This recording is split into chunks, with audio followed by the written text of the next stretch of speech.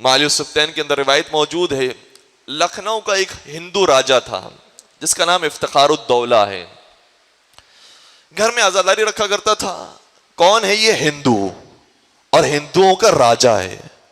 سارے ہندو اس کو اپنا پنڈت مانتے ہیں، اپنا استاد مانتے ہیں، اس کی بات سنتے ہیں، اپنا رہبر مانتے ہیں، لیکن حسین کی عزاداری رکھتا تھا، ہر سال عزاداری رکھا کرتا تھا۔ باقی جو دوسرے متعصب لوگ تھے انہوں نے بڑا مذاق اڑایا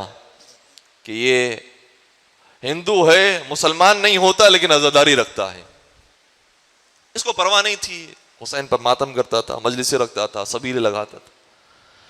ایک دن ایسا ہوا کہ ایک سال بہت زیادہ پریشان ہو گیا، مالی طور پر بھی مفلس ہو گیا اور جسمانی طور پر بھی کمزور ہو گیا، ناتواں ہو گیا، بیمار ہونے لگ گیا۔ اب وہ جو مذاق اڑانے والے تھے ان کو اور ضرورت مل گئی، انہوں نے کہا دیکھ لیا یہ ان کو یاد کرتا ہے اور ان کا حال یہ ہے، ان کا پوچھنے والے کوئی نہیں، توجہ رکھیے گا، یہ ان کو یاد کرتا ہے، یہ ان کی فریاد رسی کرنے والا کوئی نہیں ہے، لیکن اسے پرواہ نہیں کی، اسی بیماری کی حالت میں اپنے چارپائی پہ لیٹا ہوا تھا۔ جو گھر والے تھے وہ منتظر تھے یہ کچھ دنوں کے بعد مر جائے گا،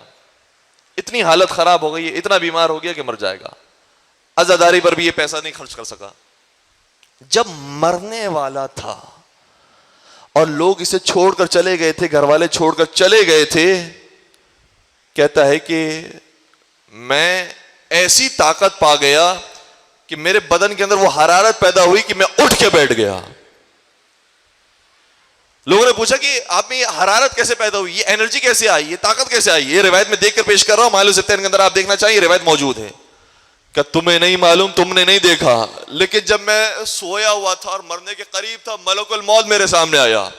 ملک الموت میری روح کو لے جانے والا تھا کہ میں نے کیا دیکھا کہ غریب زہرا تشریف لائے، حسین ابن علی تشریف لائے، اور حسین ابن علی نے آنے کے بعد کہا اے ملک الموت یہاں سے دور چلا جا، یہ میرا عاشق ہے، یہ میرا محب ہے، یہ مجھے یاد کرتا ہے، یہ زندگی بھر مجھے یاد کرتا ہے، میں اسے یاد نہیں کر سکتا، یہ سارا سال میرے لیے عزاداری رکھتا ہے کہ میں اسے زندگی نہیں دے سکتا، ملک الموت تو یہاں سے چلا جا، میں نے اسے زندگی دے دی۔ اور کہتے ہیں اٹھ کر بیٹھ گیا۔ مجھے نہیں معلوم کہ اس سے کیسے پہچانا مولا حسین کو، مولا حسین نے اپنا تعارف کیسے کروایا ہوگا، لیکن شاید ہو سکتا ہے کہ اس سے سنا تو یہ ہوگا کہ حسین اس ذات کا نام ہے جو وقت آخر چھنی ہو چکے تھے، لہو لہان ہو چکے تھے، مولا کو اس حالت میں دیکھ کر ہی پہچان گیا ہوگا یہ کوئی اور نہیں ہے، یہ وہی غریب الوطن ہے، یہ کوئی اور نہیں ہے، یہ شہید کربلا ہے۔ جب اٹھ کر بیٹھ گیا، طاقت آ گئی، زندگی مل گئی، بلایا گھر والوں کو، گھر والے آ گئے، گھر والوں کو کہا کہ جاؤ کسی مسلمان مولوی کو لے کر آؤ، وہ آ کر مجھے کلمہ پڑھا دے۔ حیران ہو گئے سارے گھر والے، اس نے حکم دیا تھا، گھر کا سرپرست تھا، سب مجبور ہوئے جانے پر، اور لے کر آئے کسی مسلمان مولوی کو، کہا کہ نہیں کسی شیعہ مولوی کو لے کر آؤ، کسی محب اہل بیت عالم دین کو لے کر آؤ۔ باقاعدہ اس عالم دین کو لایا گیا، یہ خبر پھیلنا شروع ہوئی، شہر میں پھیلنے لگی، سارے ہندو جمع ہو گئے، اور ہندو نے جمع ہونے کے بعد کہا اے پنڈت صاحب ہم آپ کا بڑا احترام کرتے ہیں، بڑا ادب کرتے ہیں، ہم آپ کو مسلمان ہونے نہیں دیں گے، اگر آپ مسلمان ہو گئے تو ہمارے دین کی توہین ہوتی ہے، ہم آپ کو مسلمان ہونے نہیں دیں گے۔ سنیے گا پنڈت کا جواب، اور پھر التماس دعا میں کہوں گا کہ پنڈت یہ جواب دیتا ہے کہ میں نے وہ منظر دیکھ لیا ہے جس کے بعد میں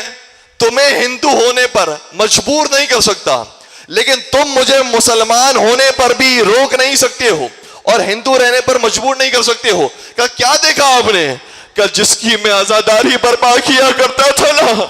میں نے اسی کو خواب میں دیکھا ہے، اور اسی نے آ کر یہ کہا ہے تو میری ہر سال عزاداری برپا کرتا ہے، جا میں نے آج تجھے زندگی دے دی، پتہ ہے آج میں نے حسین کے در سے زندگی پائی، میں حسین کا کلمہ پڑھے بغیر اس دنیا سے نہیں جا سکتا۔ لکھنؤ کا رہنے والا تھا یہ، اور روایت یہ کہتی ہے کہ لکھنؤ سے یہ اٹھ کر کربلا گیا،